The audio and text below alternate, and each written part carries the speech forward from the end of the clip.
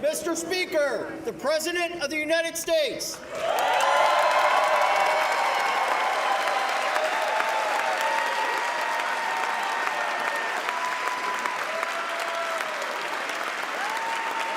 Mr. President, look over here. Mr. President. Good to see you, Mr. President. Good to see you, Mr. President.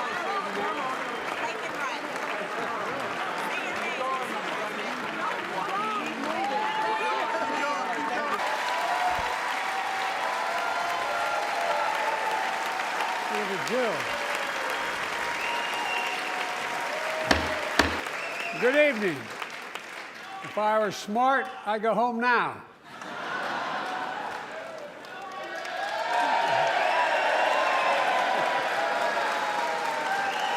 My fellow Americans, in January 1941, Franklin Roosevelt came to this chamber to speak to the nation, and he said, "I address you at a moment unprecedented in the history of the Union.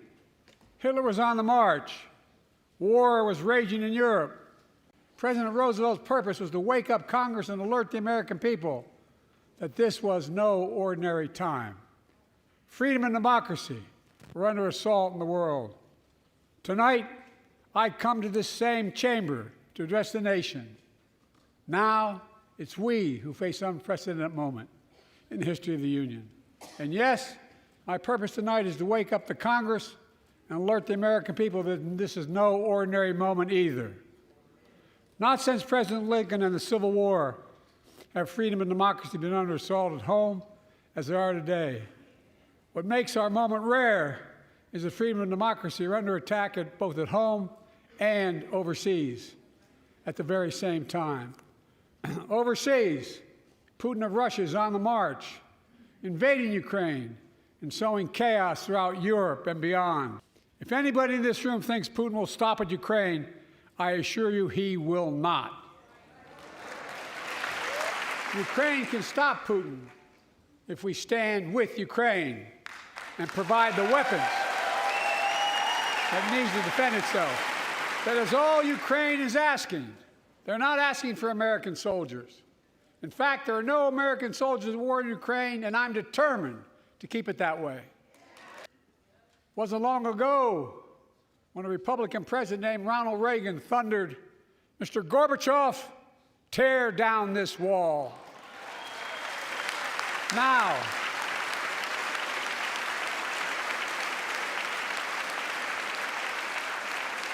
my predecessor, a former Republican president, tells Putin, quote, "Do whatever the hell you want." That's a quote. We welcomed Finland to the alliance last year. And just this morning, Sweden officially joined, and their minister is here tonight. Come here, stand up. Welcome. My message to President Putin, who I've known for a long time, is simple. We will not walk away. History is watching, just like history watched 3 years ago on January 6th, when insurrectionists stormed this very Capitol and placed a dagger to the throat of American democracy. Many of you were here on that darkest of days.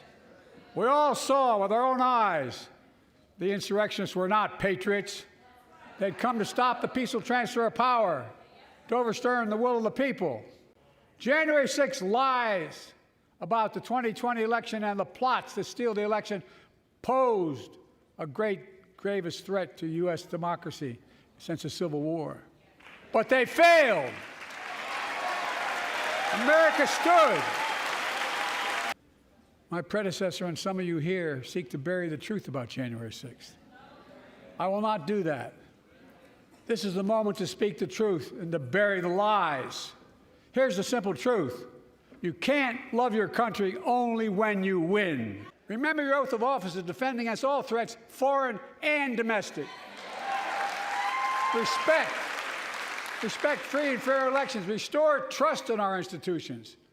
And make clear political violence has absolutely no place in America, zero place. But the Alabama Supreme Court shut down IVF treatments across the state. unleashed by a Supreme Court decision overturning Roe v. Wade. She was told her dream would have to wait. What her family had got through should never have happened. Unless Congress acts, it could happen again. So tonight, let's stand up for families like hers. To my friends across the aisle, don't keep this waiting any longer. My predecessor came to office determined to see Roe v. Wade overturned.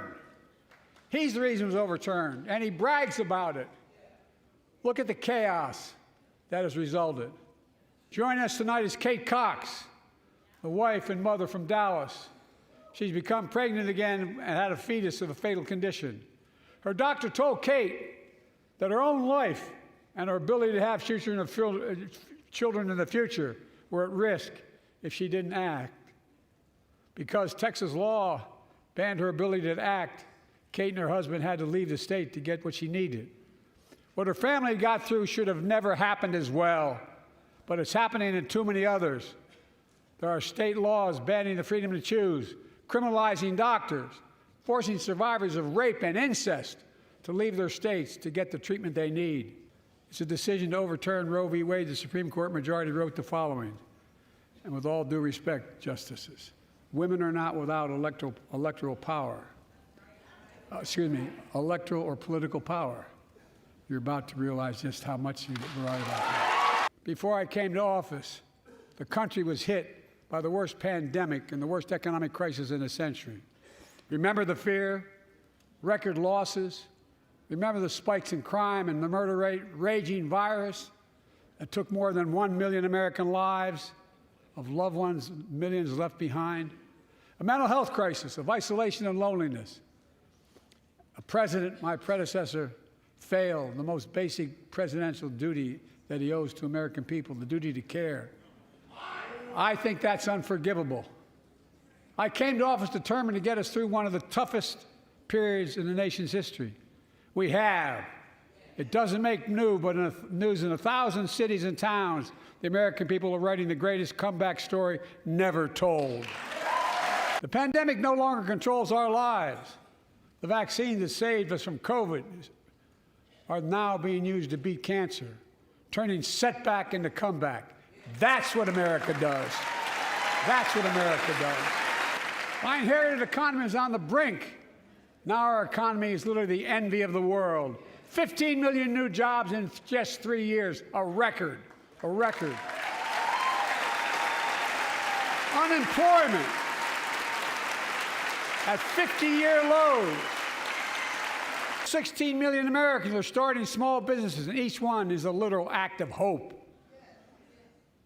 With historic job growth and small business growth for Black and Hispanics and Asian Americans, 800,000 new manufacturing jobs in America and counting. Where is it written we can't be the manufacturing capital of the world? We are, and we will. Wages keep going up, inflation keeps coming down. Inflation has dropped from 9% to 3%, the lowest in the world, and tending lower. The landing is and will be soft. On my watch, federal projects that you fund, like helping build American roads, bridges, and highways, will be made with American products and built by American workers. And thanks to our bipartisan infrastructure law, 46,000 new projects have been announced all across your communities. And by the way, I noticed some of you strongly voted against it, or they're cheering on that money coming in. I like it. Record investments in tribal communities. Because of my investment in family farms, because I invested in family farms led by my Secretary of Agriculture, who knows more about this than anybody I know, we're better able to stay in the family for those farms and their children and grandchildren won't have to leave home to make a living. It's transformative. The great comeback story is Belvedere, Illinois, home to an auto plant for nearly 60 years. Before I came to office, the plant was on its way to shutting down. Thousands of workers feared for their livelihoods. Hope was fading. Then I was elected to office, and we raised the Belvedere repeatedly with auto companies, knowing unions would make all the difference. The UAW worked like hell to keep the plant open and get these jobs back, and together we succeeded. Instead of auto factories shutting down, Auto factories reopening, a new state-of-the-art battery factories being built to power those cars there at the same.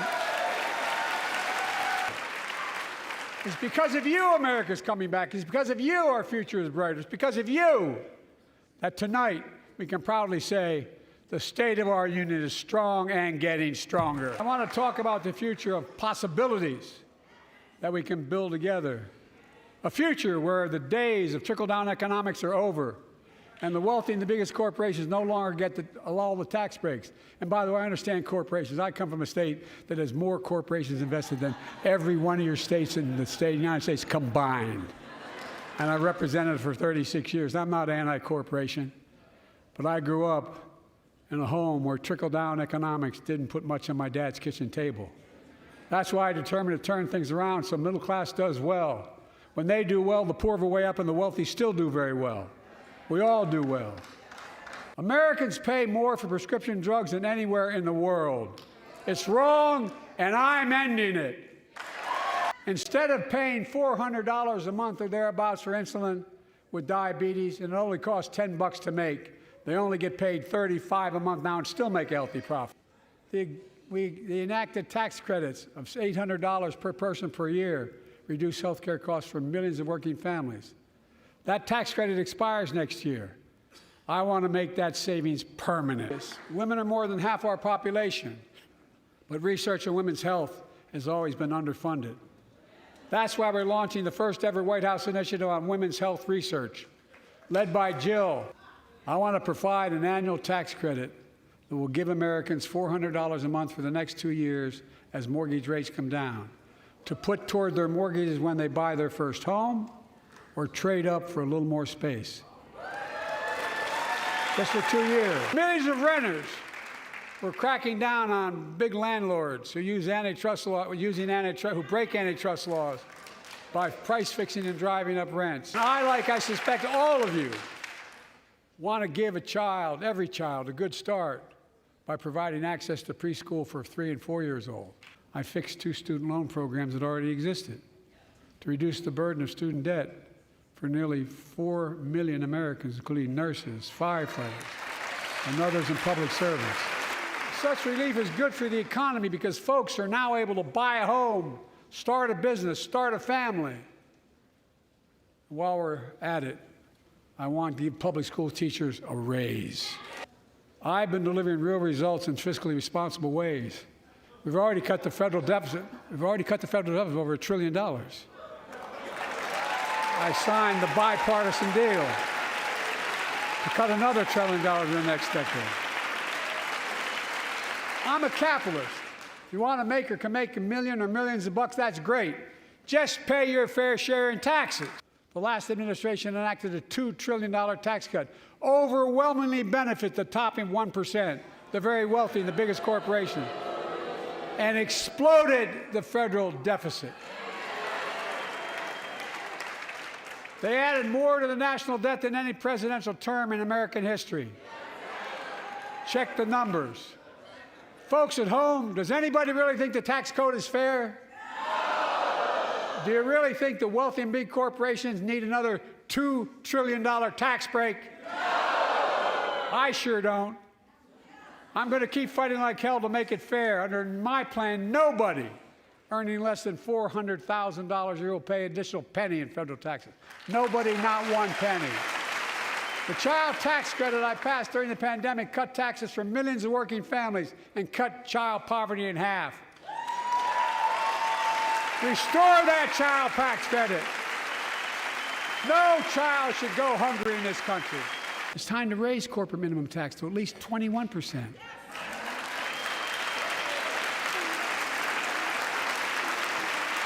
So every big corporation finally begins to pay their fair share. You know, there are 1,000 billionaires in America. You know what the average federal tax is for those billionaires? No. They're making great sacrifices, 8.2%. That's far less than the vast majority of Americans pay. No billionaire should pay a lower federal tax rate than a teacher, a sanitation worker, or a nurse.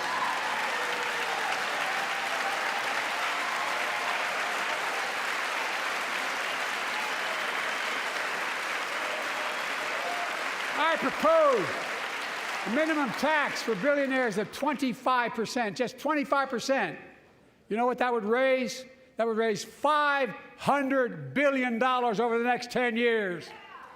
And imagine what that could do for America. Imagine a future with paid leave, because no one should have to choose between working and taking care of their sick family member. Many of my friends on the other side of the aisle want to put Social Security on the chopping block. If anyone here tries to cut Social Security, Medicare, or raise the retirement age, I will stop you. The working people who built this country pay more into Social Security than millionaires and billionaires do. It's not fair. We have two ways to go. Republicans can cut Social Security and give more tax breaks to the wealthy. That's the proposal. Oh no, you guys don't want another $2 trillion tax cut? I kind of thought that's what your plan was. Well, that's good to hear. You're not going to cut another $2 trillion for the super wealthy. That's good to hear. I'll protect and strengthen Social Security and make the wealthy pay their fair share. Too many corporations raise prices to pad their profits, charging more and more for less and less. That's why we're cracking down on corporations that engage in price gouging and deceptive pricing, from food to health care to housing. In fact, the snack companies think you won't notice if they change the size of the bag and put a hell of a lot fewer, same size bag, put fewer chips in it. No, I'm not joking. It's called shrinkflation. Pass Bobby Casey's bill and stop this. I really mean it. You probably all saw that commercial on Snickers bars. You get charged the same amount, and you got about, I don't know, 10% fewer Snickers in it. Also getting rid of junk fees. Those hidden fees at the end of your bill that are there without your knowledge. My administration announced we're cutting credit card late fees from $32 to $8.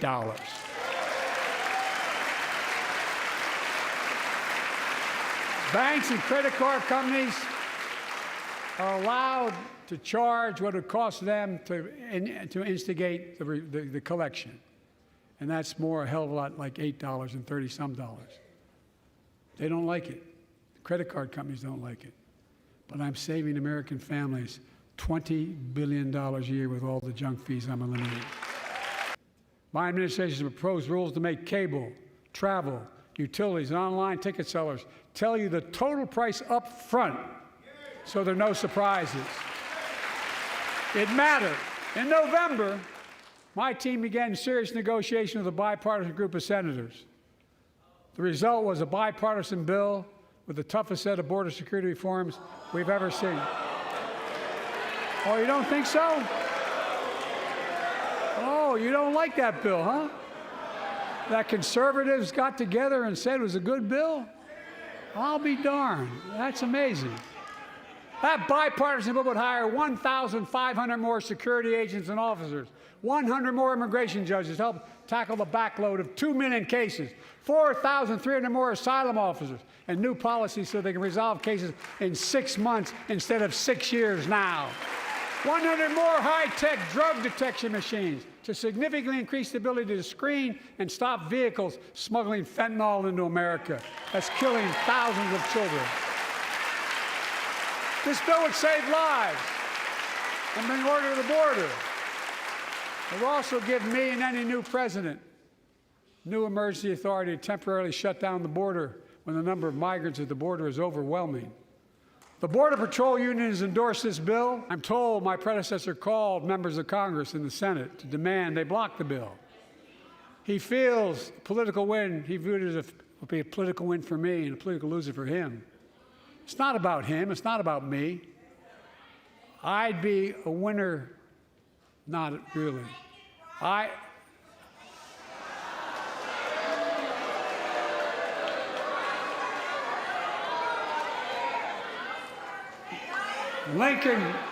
Lincoln Riley, an innocent young woman who was killed by an illegal.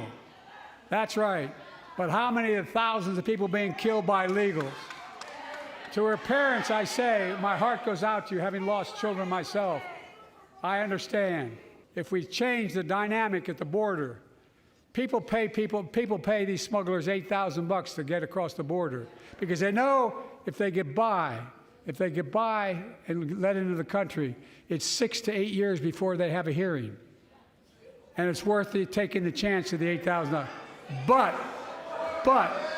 if it's only 6 weeks, the idea is it's highly unlikely that people will pay that money and come all that way, knowing that they'll be able to be kicked out quickly. My first day in office, I introduced a comprehensive bill to fix our immigration system. Take a look at it. It has all these and more. Secure the border. Provide a pathway to citizenship for dreamers, and so much more.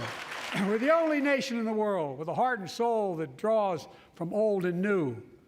Home to Native Americans, whose ancestors have been here for thousands of years. Home to people of from every place on earth. They came freely. Some came in chains. Some came when famine struck, like my ancestral family in Ireland. Some to flee persecution, to chase dreams that are impossible anywhere but here in America. That's America. And we all come from somewhere, but we're all Americans. We can fight about fixing the border, or we can fix it. I'm ready to fix it. Send me the border bill now.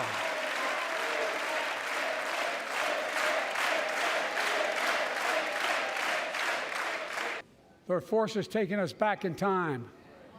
Voter suppression, election subversion, unlimited dark money, extreme gerrymandering. Pass the Freedom to Vote Act, the John Lewis Voting Right Act. Stop denying another core value of America, our diversity across American life. Banning books, it's wrong. Instead of erasing history, let's make history. I want to protect fundamental rights. Pass the Equality Act. And my message to transgender Americans, I have your back. Pass the PRO Act for workers' rights. Raise the federal minimum wage, because every worker has a right to a decent living, more than $7 an hour. I'm taking the most significant action ever on climate in the history of the world. I'm cutting our carbon emissions in half by 2030, creating tens of thousands of clean energy jobs, like the IBEW work is building and installing 500,000 electric vehicle charging stations. Conserving 30% of America's lands and waters by 2030. And taking action on environmental justice, fence-line communities smothered by the legacy of pollution. And patterned after the Peace Corps and AmeriCorps, I launched the Climate Corps to put 20,000 young people to work in the forefront of our clean energy future. I'll triple that number in a decade. Year before I took office, murder rates went up 30%. 30% they went up. The biggest increase in history. It was then, through my American Rescue Plan, which every American voted against, I might add, we made the largest investment in public safety ever. Last year, the murder rate saw the sharpest decrease in history. Violent crime fell to one of its lowest levels in more than 50 years. But we have more to do. We have to help cities invest in more community police officers, more mental health workers, more community violence intervention. Give communities the tool to crack down on gun crime, retail crime, and carjacking. Keep building trust, as I've been doing by taking executive action on police reform and calling for it to be the law of the land. Directing my cabinet to review the federal classification of marijuana and expunging thousands of convictions for the mere possession, because no one should be jailed for simply using or have it on their record. Take on crimes of domestic violence. I'm ramping up the federal enforcement of the Violence Against Women Act that I proudly wrote when I was a senator, so we can finally end the scourge against women in America. Meanwhile, my predecessor told the NRA he's proud he did nothing on guns when he was president. After another shooting in Iowa recently, he said, when asked what to do about it, he said, just get over it. There's his quote, just get over it. I say, stop it. Stop it, stop it, stop it.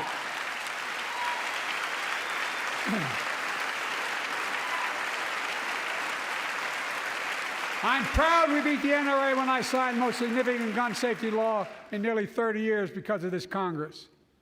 We now must beat the NRA again. I'm demanding a ban on assault weapons and high-capacity magazines. Pass universal background checks. None of this. I taught the Second Amendment for 12 years. None of this violates the Second Amendment or vilifies responsible gun owners. More than 30,000 Palestinians have been killed, most of whom are not Hamas. Thousands and thousands of innocents, women and children, girls and boys, also orphaned. Nearly 2 million more Palestinians under bombardment or displacement. Homes destroyed, neighborhoods in rubble, cities in ruin. Families without food, water, medicine. It's heartbreaking.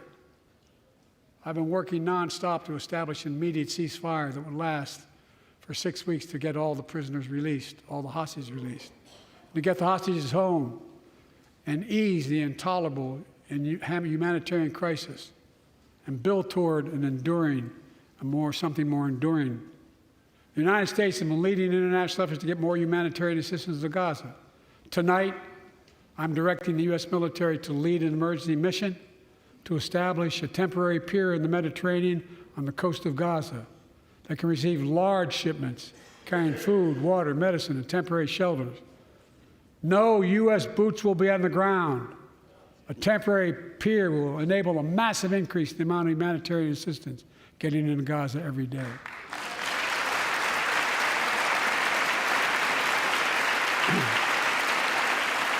And Israel must do its part. I've heard many of my Republican and Democratic friends say that China is on the rise and America is falling behind. They've got it backwards. I've been saying it for over 4 years, even when I wasn't president. America's rising. We have the best economy in the world. And since I've come to office, our GDP is up, our trade deficit with China is down to the lowest point in over a decade. And we're standing up against China's unfair economic practices. We're standing up for peace and stability across the Taiwan Straits. I've revitalized our partnership and alliance in the Pacific.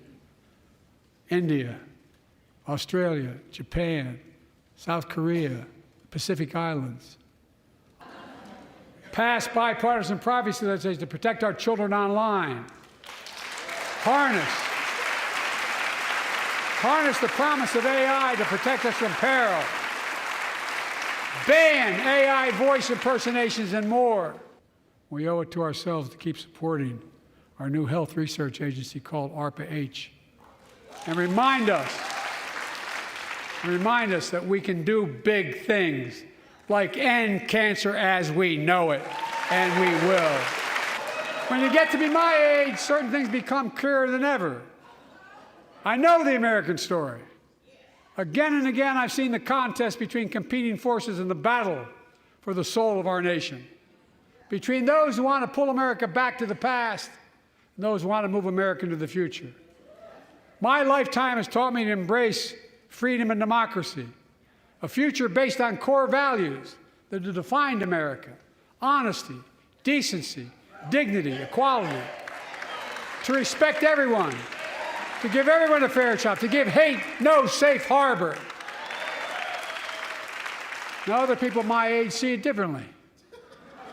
The American story of resentment, revenge, and retribution, that's not me. I was born amid World War II, when America stood for the freedom of the world. I grew up in Scranton, Pennsylvania, and Claymont, Delaware, among working-class people who built this country.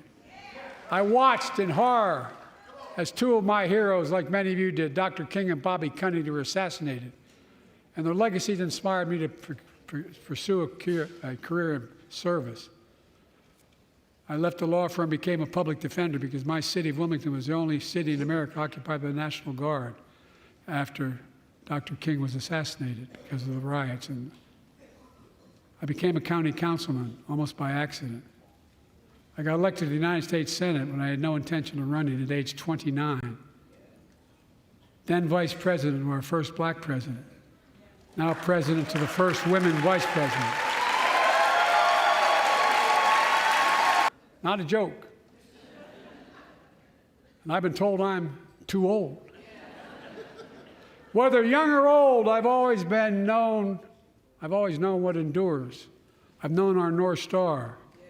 The very idea of America is that we're all created equal and deserves to be treated equally throughout our lives. We've never fully lived up to that idea, but we've never walked away from it either. And I won't walk away from it now. I'm optimistic. I really am. I'm optimistic, Nancy.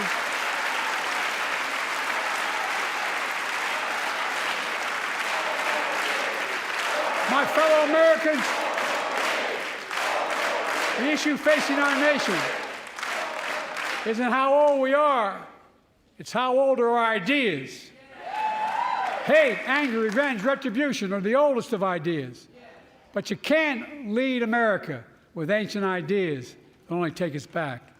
You lead America, the land of possibilities. You need a vision for the future and what can and should be done. Tonight you've heard mine. I see a future where defending democracy, you don't diminish it. I see a future where we restore the right to choose and protect our freedoms, not take them away. I see a future where the middle class finally has a fair shot and the wealthy have to pay their fair share in taxes. I see a future where we save the planet from the climate crisis and our country from gun violence. Above all, I see a future for all Americans. I see a country for all Americans. And I will always be president for all Americans because I believe in America. I believe in you, the American people. You're the reason we've never been more optimistic about our future than I am now. So let's build the future together. Let's remember who we are. We are the United States of America. And there is nothing beyond our capacity when we act together. God bless you all, and may God protect our troops. Thank you, thank you, thank you. Baptist preacher tonight. I'll tell you what. You were the Baptist preacher tonight. I'll tell you what Jim Eason once said to me. He said, what did old Jim Eason do for you in Delaware? I said, Mr. Chairman, someplace you'd help and someplace you'd hurt.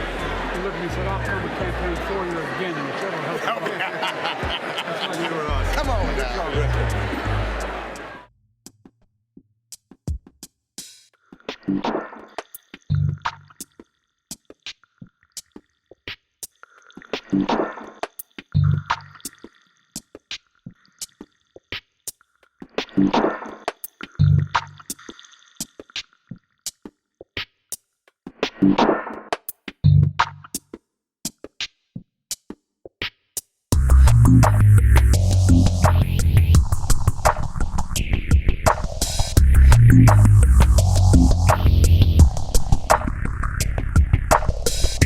Peace.